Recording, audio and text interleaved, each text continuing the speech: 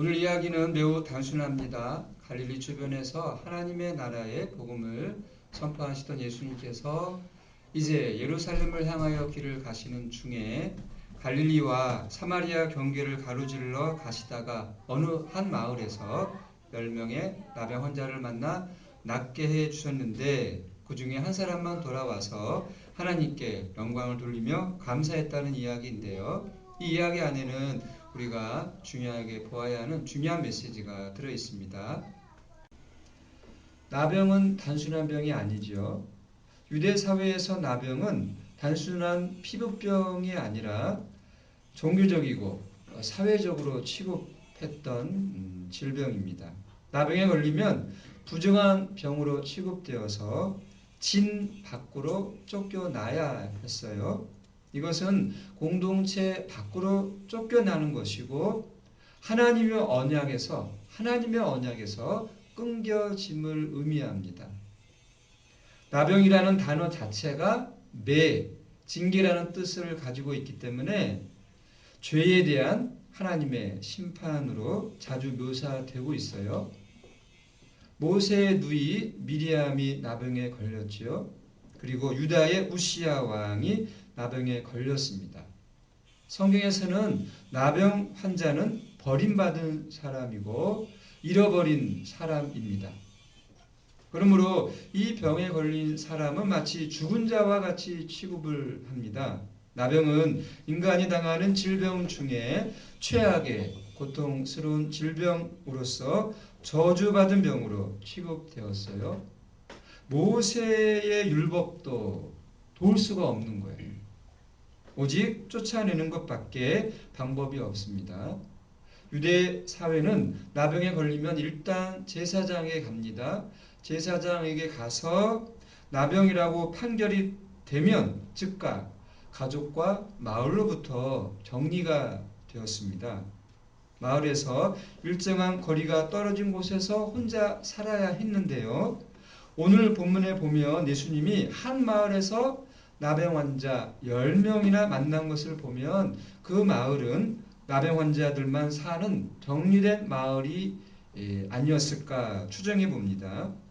나병 환자들은 종교적으로 그리고 사회적으로 또한 인간적으로 가장 소외된 자들이었어요. 목숨은 살아있으나 죽음보다 더한 이 절망과 고독에 몸부림치는 자들이었습니다. 성경에서는 나병 환자들이 자주 등장을 해요. 이 나병 환자가 가리키고 있는 것, 의미하고 있는 것은 그리스도를 만나지 못한 사람의 상태를 의미합니다. 그리스도를 만나지 못한 사람이 누구입니까? 바로 나병 환자예요. 그래서 그 나병 환자가 누구인가? 성경에 나오는 그 나병 환자가 바로 우리 자신들이라는 의미를 갖고 있습니다. 나병 환자에게 절실하게 필요한 분은 그리스도이시죠. 그리스도를 만나지 못한 사람, 나병 환자입니다. 그 나병 환자들이 예수님을 만나서 소리 높여 외치죠. 나병 환자는 사람들이 있는 곳을 지나가게 되면 나병 환자인 것을 알리기 위해서 부정하다 소리를 질러서 접촉하지 못하게 해야 되는데요. 그런데 지금 이 나병 환자들은 소리를 높여서 거리를 두고 예수님께 외치고 있습니다. 예수 선생님이여 우리를 불쌍히 여기소서. 그때 예수님은 다른 나병 환자들을 고치던 그런 경우와는 달리 다가가신 것도 아니고 접촉하신 것도 아니고 또 치유를 선포하지도 않으셨어요. 이렇게 말씀하셨습니다. 가서 제사장들에게 너희 몸을 보이라. 가서 제사장들에게 너희 몸을 보이라. 이 나병 환자들은 이 예수님의 말씀이 무엇을 의미하는지 잘 알고 있었을 것입니다. 왜냐하면 유대인들이었고 유대 사회에서 살았고 모세의 율법을 알고 있었기 때문이죠. 모세의 율법에 의하면 악성 피부병이 걸리면 제사장에게 가야 되고요. 또 악성 피부병이 나았을 때에도 제사장에게 가서 확인을 해야 됩니다. 제사장이 결정하는 거예요. 제사장이 보고 피부병이 다 나았다는 것을 확인해야만 격리 생활에서 풀려날 수가 있는 거죠. 그러니까 제사장에게 가서 몸을 보이는 것은 나병에 걸렸을 때, 또 나병에 나았을 때 해야 되는 절차였습니다. 이것은 모든 유대인들이 다 아는 유대의 법이었습니다. 그렇기 때문에 10명의 이 나병 환자들은 예수님의 말씀이 무슨 의미인지를 알았습니다.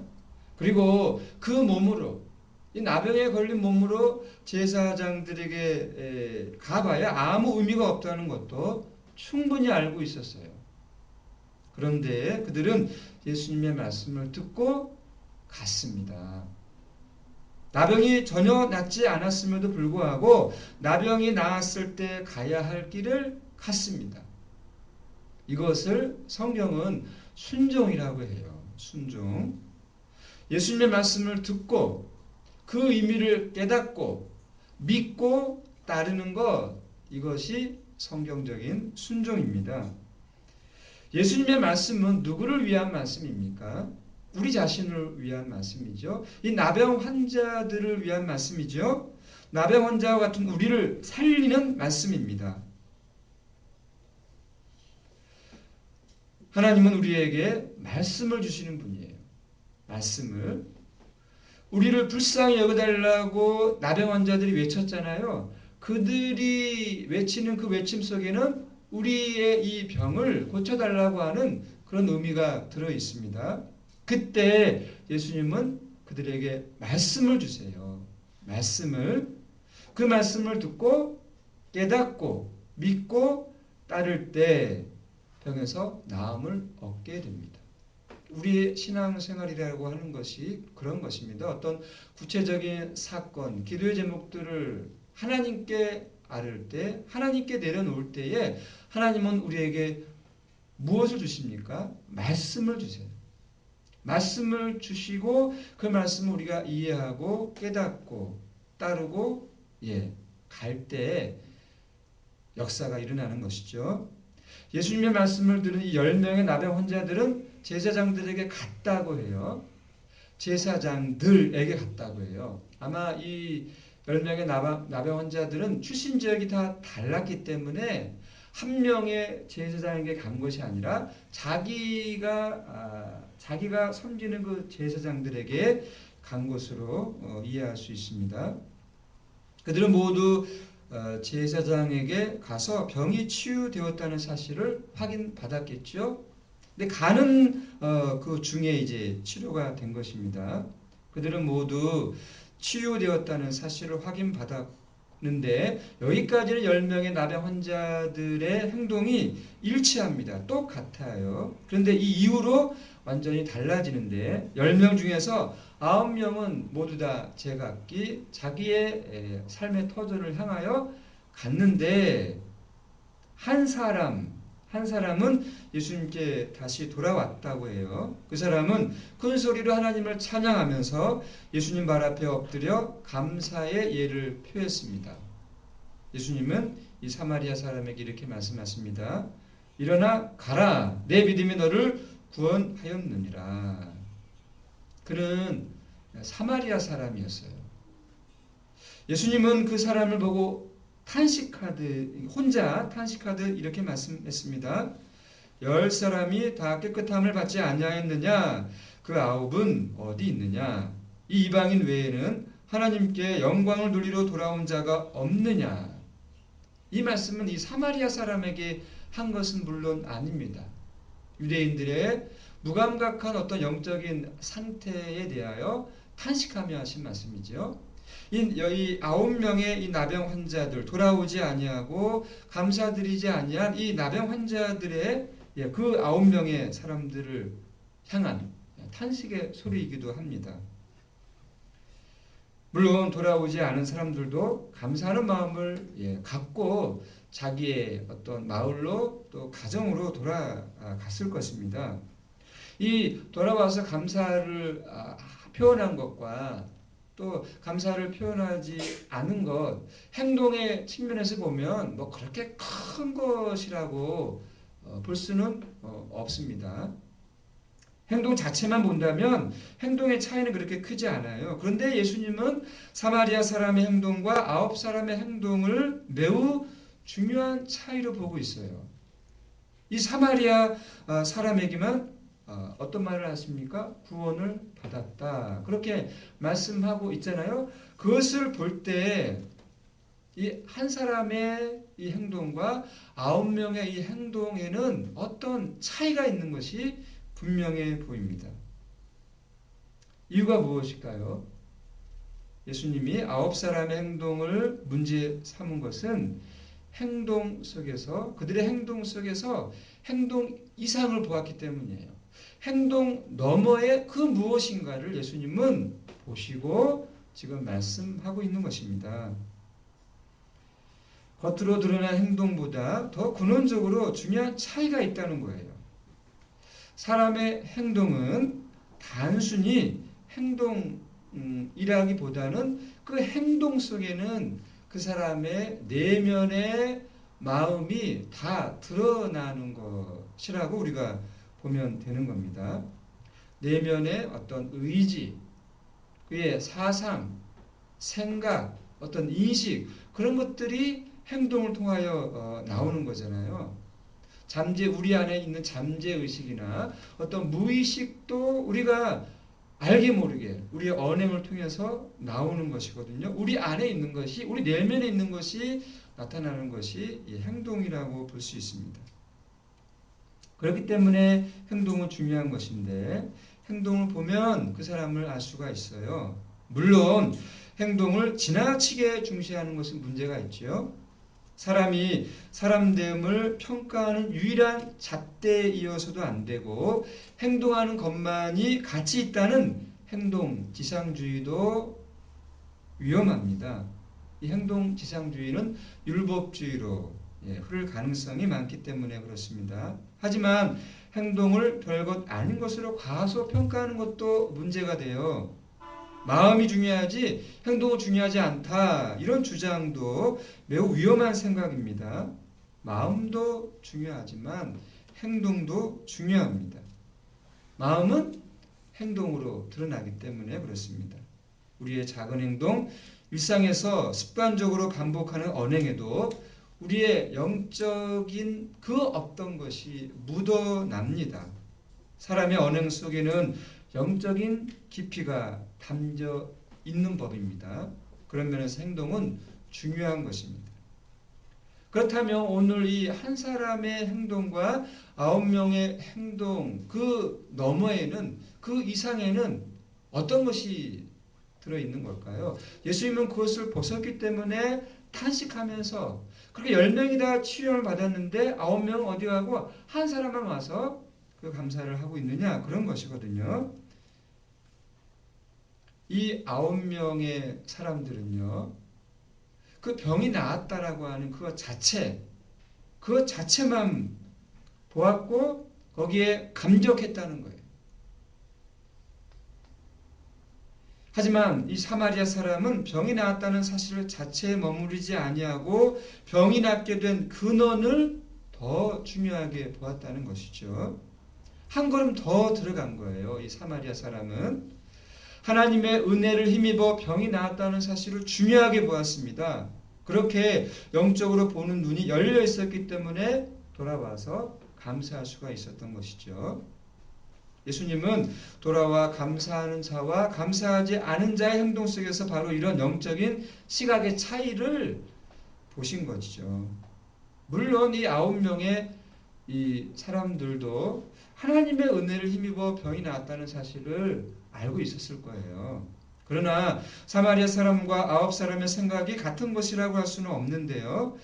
이 9사람은 정보의 차원에서 이 머리로만 알고 있었고 실체적인 어떤 영적인 지혜에 눈을 뜬 것은 아니었다는 거예요. 저들의 행동이 그것을 보여주고 있습니다. 이 객관적으로 아는 것과 영적으로 아는 것은 이게 큰 차이가 있습니다. 우리가 어떠한 사건을 볼 때, 어떤 사물을 볼 때, 그리고 어떤 사람을 볼 때 겉으로 보이는, 눈에 보이는 것만 보면 그 안에 무엇이 있는지를 모르게 됩니다. 영적인 이 능력, 지식은 객관적인 지식이 아니라 성령과의 소통으로만 알 수 있는 지식이기 때문에 어떤 교리나 지식을 아무리 많이 알고 있다고 하더라도 하나님의 세계로 들어갈 수 있는 게 아니에요. 물론 바탕이 될 수 있고 기초가 될 수 있지만 아무리 종교적인 어떤 지식, 정보를 알고 있다 하더라도 종교적인 행위는 할 수 있겠지만 감사의 행위는 어렵다는 겁니다. 우리는 보통 감사하면 감사는 뭐 누구나 어떤 인간이든지 그 사람이 인간이라고 한다면 사람이라고 한다면 뭐 선물을 받으면 감사할 수 있지 감사해야 되지 그것은 당연히 어떤 보편적인 정서라고 생각을 합니다마는 삶 자체를 놓고 감사하는 것은요 이게 영적인 행동이라고 하는 거예요. 하나님의 은혜를 알고 하나님의 은혜를 체험한 사람만 할 수 있는 게 무슨 행위인가? 이게 감사라고 하는 것이거든요. 우리는 별것 아닌 것처럼 생각하기 쉬운데 그렇지 않습니다. 감사는 가장 깊은 영적 인식에서 우러나오는 태도입니다. 감사는 우리의 말과 행동이 우리의 삶이 하나님의 은혜에 연결되어 있다는 사실을 알고 고백하는 행위예요. 그렇기 때문에 하나님의 은혜에 눈을 뜬 사람이 아니면 감사하기가 어렵습니다. 사실 감사는 사람이 하나님께 드릴 수 있는 최상의 예배입니다. 사람이 하나님께 할 수 있는 가장 적극적인 행위이기도 합니다. 우리의 신앙 행위에 감사가 빠진다고 생각해 보십시오. 감사가 빠진 신앙 행위 아무리 경건하다 하더라도 온전할 수가 없어요. 오히려 그런 어떤 감사가 없는 상태에서 하는 어떤 신앙적인 행위는 종교적인 행위로 자기를 드러내기 위한 행위로 빠질 수가 있습니다. 감사는 그리스도인의 존재 양식이에요. 감사야말로 최상의 예배이며 최고의 신앙 고백이에요. 가장 깊은 영성의 표출이요 존재 양식입니다. 예수님이 이 사마리아인의 행위를 의미 있게 평가하신 것도 바로 그런 의미에서 그런 것입니다. 감사야말로 진정한 영적 예배이고 하나님께 드릴 수 있는 최고의 행동이라고 하는 거예요. 여기서 한 걸음 더 들어가 보겠는데요. 이 9사람은 나병이 나았다라고 하는 그 사건 그거 자체에만 머물렀어요. 좋은 일이죠. 그리스도를 만나서 그 그리스도로부터 나음을 입은 것이 얼마나 소중한 일입니까? 우리식으로 이야기하면 우리가 예수님을 만나고 그분을 믿음으로 구원받았다라고 하는 기독교인이 되었다라고 하는 거 이게 얼마나 놀라운 일입니까? 그러나 거기에 머물러 있다라고 한다면 나는 기독교인이야. 나는 구원받았어. 거기에 머물러 있다라고 한다면 오늘 이 9명의 치료받은 이 사람들과 별반 다르지 않다라고 하는 겁니다. 이게 사건 자체, 사실 자체에만 주목하는 사람은 그 사건의 실체를 볼 수 없어요. 오순절에 성령이 강림했잖아요. 사도들과 예수님의 제자들이 성령을 받고 이제 방언을 합니다. 그 방언을 들은 그 예루살렘에 모인 사람들이 조롱하기를 어떻게 조롱합니까? 저 사람들 술에 취한 것 아냐? 그렇게 반응을 하거든요. 그러니까 방언 사건을 통해서 무엇을 보아야 합니까? 성령이 오셨구나. 성령이 오셨구나. 그것을 보아야 되는데 그 방언하는 것 그 자체에만 머물렀다는 것이거든요. 9사람도 마찬가지였어요. 이 9사람은 병이 나은 것만 보았지 병이 나은 진짜 근원을 보지 못했습니다. 하나님의 능력과 긍휼을 힘입어 병이 나았다는 것 정보는 알고 있을지 모르겠지만 실체이신 예수 그리스도를 보지 못했습니다. 그렇기 때문에 병이 나은 것은 기뻐했지만 하나님께 영광을 돌리며 예수님께 돌아와 감사하지는 못했습니다. 9사람은 병이 나은 게 전부였어요. 나병은 깨끗이 나았지만 거기까지였어요. 삶의 세계로, 구원의 세계로, 하나님 아버지의 그 세계로, 그 충만한 그 세계를 향하여 더 이상 들어가지 못했다는 것입니다. 반면에 이 사마리아 사람은 그 삶의 세계로 들어갔어요. 구원의 세계로 들어갔습니다. 그래서 예수님은 이 사마리아 사람에게 말씀하셨어요. 일어나 가라. 내 믿음이 너를 구원하였다. 이 사마리아 사람이 예수님께 돌아와서 감사했기 때문에 구원받은 게 아니라 감사하는 너는 이미 구원의 세계에 참여하고 있다는 사실을 선포하고 있는 거예요. 그 구원의 세계에 들어가서 하나님과 함께하고 있고 예수 그리스도와 함께하고 있고 성령의 인도함을 받고 있다는 거예요. 그러니까 표면적인 그리스도인이 아니라 진짜 그리스도인으로 살아가고 있다는 것을 말씀해 주고 있습니다. 그렇습니다. 우리가 예수님과의 관계에서 정말 중요하게 보아야 하는 것은 병이 나았다, 성공했다, 출세했다, 시험에 합격했다 그런 사건 자체 그게 중요한 게 아니고요. 예수님과의 관계에서 정말로 중요한 것은 예수님이 나와 함께한다는 것. 예수님이 가르치고 계시고 예수님이 보여주고 계시는 그 하나님 아버지의 세계 그분의 나라, 그분의 말씀, 그분의 은총의 세계를 그 세계 속으로 들어가 있고 함께하고 있다라고 하는 것, 참여하고 있다라고 하는 것, 그게 중심이고 핵심이거든요. 다시 말하면 병이 나았다는 사실 자체가 아니라 병이 낫는 세계에 참여하고 있다는 거예요. 그런데 이 9사람은 병이 나았다는 사실에만 주목하고 거기에만 의미를 부여했습니다. 병이 나았다는 사실 자체만을 기뻐했어요. 바로 이것이 이 유대인들의 종교적인 영적인 상태였다라고 하는 겁니다. 율법은 있잖아요.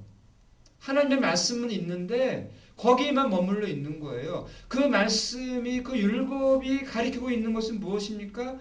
하나님을 보아라. 하나님과 관계를 맺고 살아라. 그분의 사랑이 얼마나 깊고 놀라운지 그분이 우리를 섬기고 있는데 그분이 우리를 사랑하고 있는데 왜 반대로 살아가려고 오히려 우리가 하나님을 위해서 하나님을 섬기려 하잖아요. 하나님을 위해서 무언가를 하려고 하잖아요. 어떤 종교적인 열심을 가지고 하나님 앞에 나아가려고 하잖아요. 하나님의 그 사랑을 받고 감사하고 그분 안에서 이 구원을 천국을 누리려고 하지 아니하고 그 하나님은 앉아 계시고 하나님 제가 섬기겠습니다. 하나님을 섬기겠습니다. 그런 모든 것들이 다 종교적인 행위예요. 유대인들이 얼마나 종교적인 사람인지 몰라요. 예? 제사 드리는 거 그들의 삶을 보면 종교적인 것으로 넘쳐납니다. 무엇이 부족합니까? 종교적인 관점에서 보면 유대인만큼 하나님을 사랑하고 하나님을 향한 그 열심이 정말 특출한 민족과 사람이 어디에 있겠습니까? 그러나 예수님은 오셔서 무엇을 말씀하십니까? 서기관들과 바리새인들 화가 있도다. 그러니까 잘못 신앙생활 하고 있다는 거잖아요. 우리는 어떻습니까? 부자가 되었다는 것, 그 사실 자체, 성공했다는 것, 그 자체, 병이 나았다는 그런 사실 자체만 중요하게 보고 있고 기쁘게 여기고 있지 어떤 문제가 해결되면 그거 문제가 해결된 것 그 자체만 좋아하지 그 너머에 계신 하나님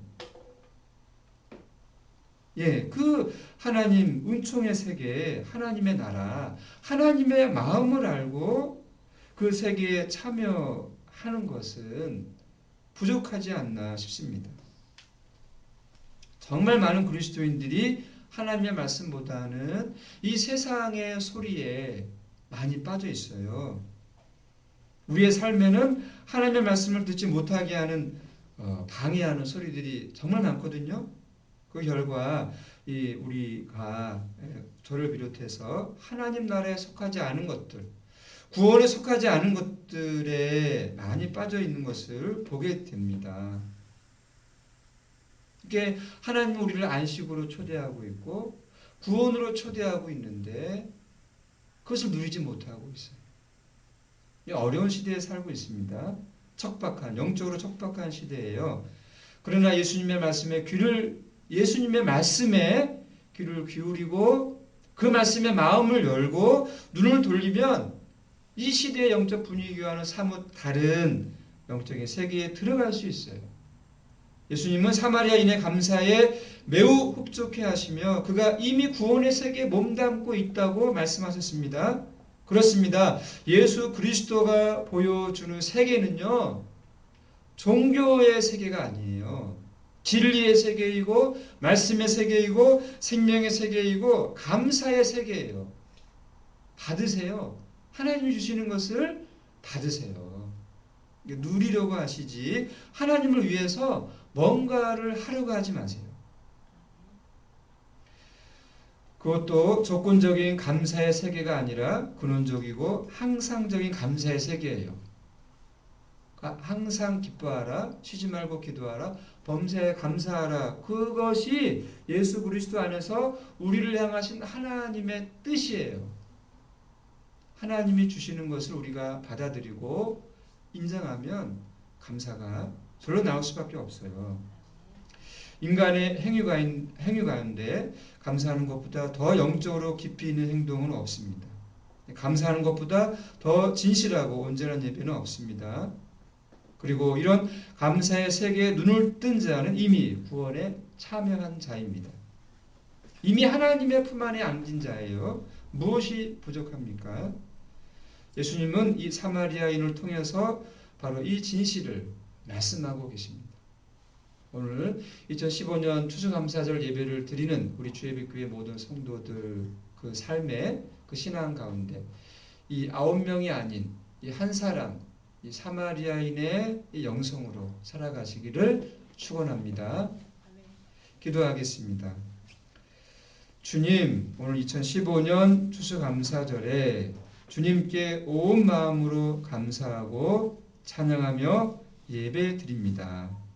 우리가 지금 이렇게 하나님의 자녀들로서 하나님이 주시는 것들 안에서 호흡하며 먹고 마시며 일하며 말씀과 기도로 성령의 능력으로 살아가고 있다는 것, 새로운 피조물로서 은혜와 평강이 우리 안에 있다는 것, 날마다 주님께서 영과 육에 일용할 양식을 주실 뿐만이 아니라 날마다 영적인 말씀을 허락하셔서 우리 아버지 하나님의 그 사랑을 믿고 살아가게 하시니 우리가 어찌 사마리아 사람처럼 감사하며 예배하지 않을 수가 있겠습니까?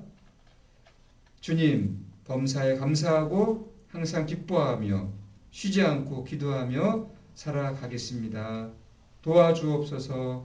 예수님의 이름으로 기도합니다.